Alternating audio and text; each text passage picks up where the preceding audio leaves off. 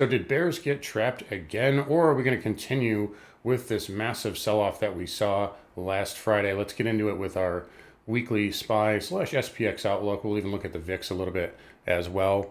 But again, don't forget to comment, subscribe, like the video, and share it. Again, if you like free stuff, we're giving away a free month of Active Trader, maybe a month of swing trades. We can get 200 likes per video, 20 shares, and 50 comments. From now until March 3rd, we'll give away a free month. If we meet some extra goals, maybe we'll give up some other stuff. But anyways, let's get into it here today. Like that video. Come find me on carnivoretrades.com for swing trading alerts, analysis, and live day trading. Anyways, spiders here with that big sell on Friday. We talked about that. We saw that coming earlier in the week. We did get out of the way of that very nicely. However, we did not see any sort of headlines really over the weekend. And the one that I was concerned with was Japanese yen. So nothing really crazy going on, at least not yet. We could see some stuff later this week. But so far, it doesn't look like anything particularly bad happening. And we can assume right now that we'll probably not see a serious meltdown on Monday unless, again, something else really comes out here. But given that, we'll just talk about the VIX here quickly. I don't think we're going to get much past 20 to 21 currently. There is an outlier out to about 27, but that's, again, if we get some serious news, that would be the case there. But it doesn't look like, I would assume 20 to 21 should be pretty supportive right here. That said, I don't think we're just going to squeeze right back up, even if we gap higher Sunday night here into Monday. We've definitely, wiped out quite a bit of done quite a bit of chart damage, particularly look at the Russell here. That's a failed inside bar pattern, and you now have this continuing sort of, you could make a case now, this is mature enough of a bear flag here.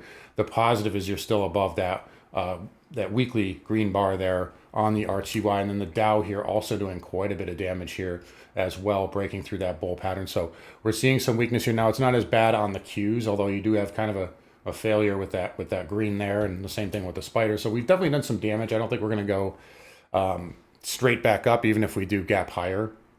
And again, we talked about this in kind of December, looking at kind of wide range chop, and I think that's going to continue to be the case here. And I also talked about it at the beginning of the year that, we're not necessarily super bearish. We're not really bullish either. But again, with this measured move here, we talked about, you can just take the 220 to 480, and we really filled that out pretty much to the tick on the spider. So it's probably going to take a lot more time than 3 months to break through that. We had kind of a bullish configuration here, and my thought was generally just play to the trend here until it changes. And we're now starting to see that continued wide range chop here. But in any case, what do we see Monday? I think if we bounce, and it's likely we'll see a steep retrace, 605, 606 is going to be a lot of resistance. And I expect that too. And then you can even see the 607 right there on the SPY.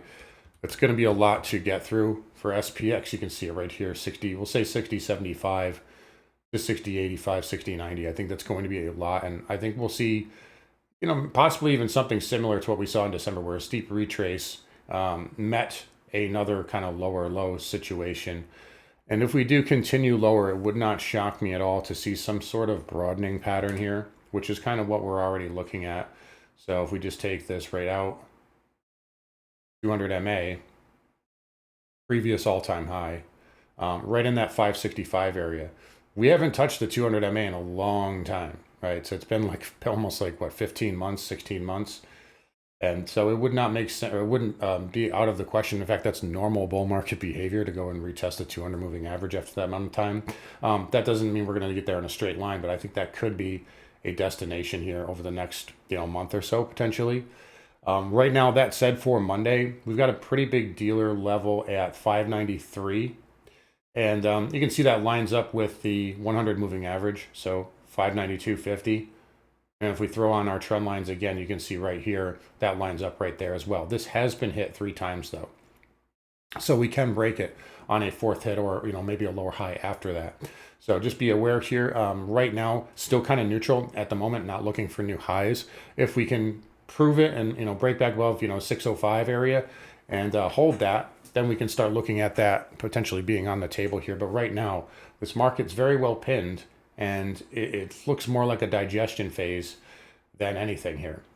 So that's kind of where we're at, neutrality right now, until proven otherwise. I do think 606 to 593 is pretty good. There's also a little bit of support at 59.90 on SPX that we could be looking at Monday. That would be kind of a, on a smaller sort of gap down. And again, I said the VIX 20, not that far off. So that could be a level that could come into play Monday morning, but we'll see what we get here. That's really just what I'm looking at the moment until proven otherwise, unless we get a big headline here.